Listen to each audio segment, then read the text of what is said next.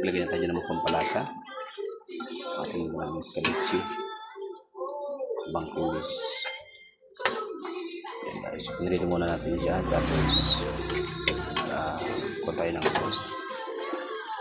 Ilagay tayo dyan ng pampalasa. So, mamaya-maya lagyan natin ng itlog.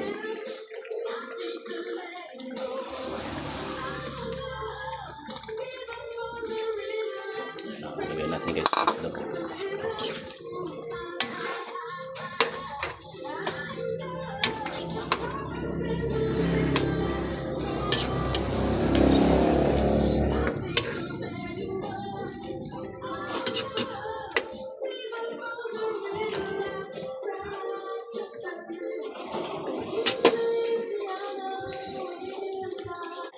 Tikman natin kung okay lang yung lasa.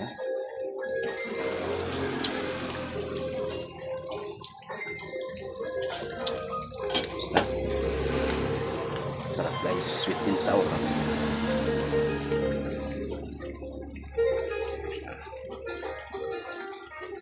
So yan na guys, luto na ang ating sweet and sour. So last na lagay ko lagay suka.